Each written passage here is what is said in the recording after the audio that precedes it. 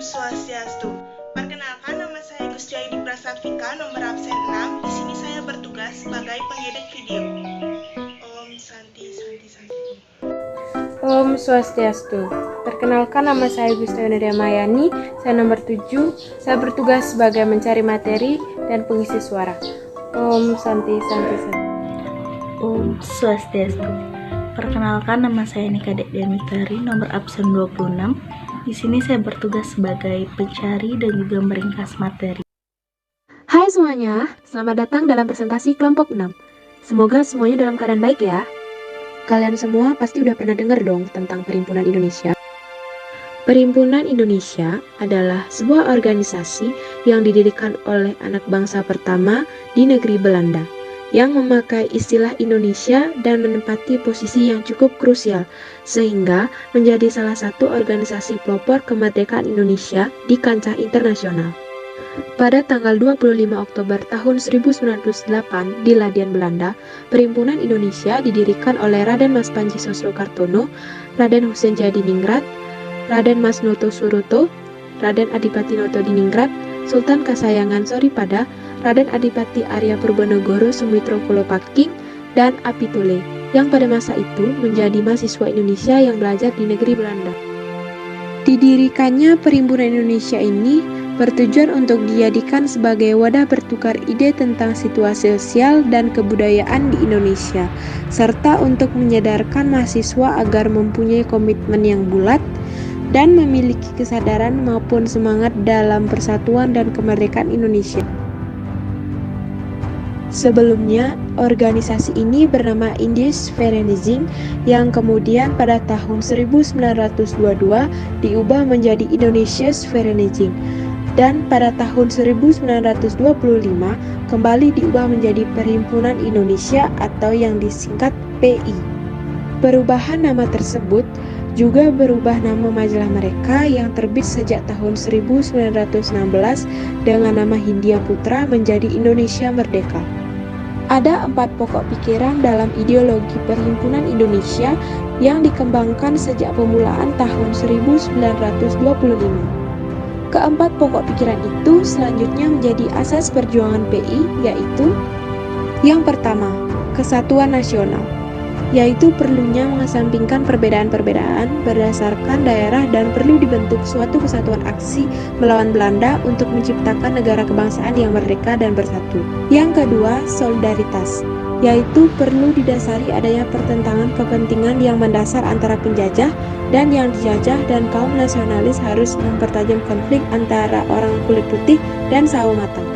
Yang ketiga, non-kooperasi, yaitu kemerdekaan harus direbut oleh bangsa Indonesia dengan kekuatan sendiri karena itu tidak perlu mengindahkan Dewan Perwakilan Kolonial seperti Volksraad. Dan yang keempat, swadaya, yaitu dengan mengandalkan kekuatan sendiri perlu dikembangkan suatu struktur alternatif dalam kehidupan nasional, politik, sosial, ekonomi, dan hukum yang kuat berakar dalam masyarakat pribumi dan sejajar dengan administrasi kolonial.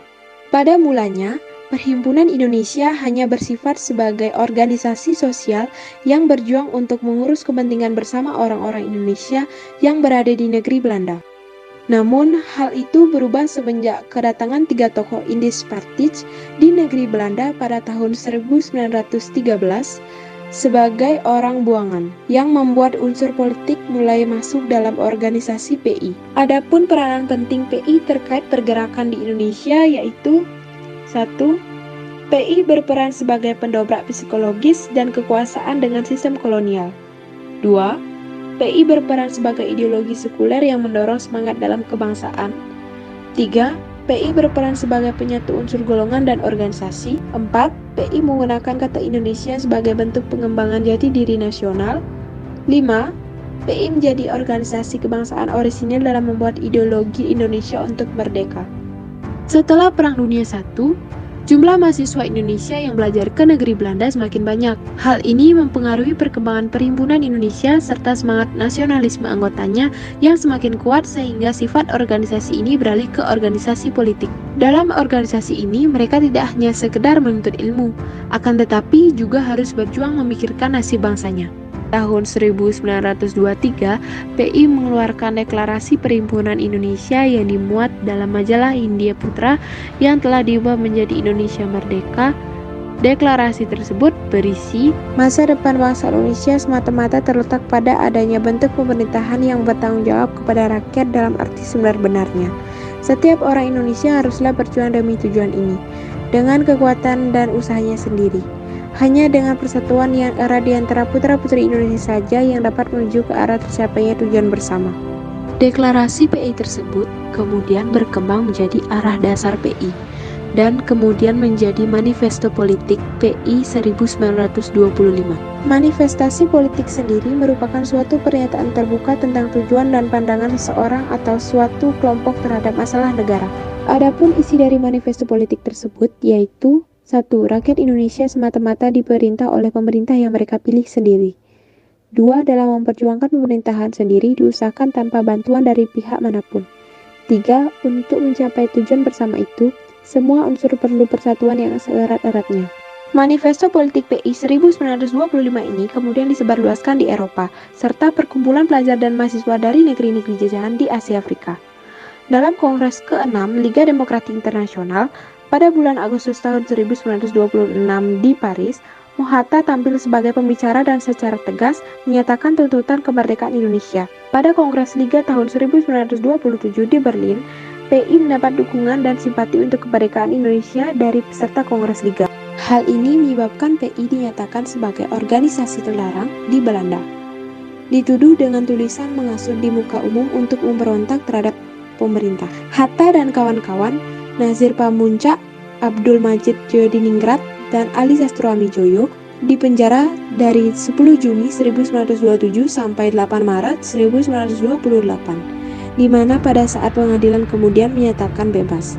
Bung Hatta sempat membicarakan pidato pembelaannya yang berjudul Indonesia Free atau Indonesia Merdeka.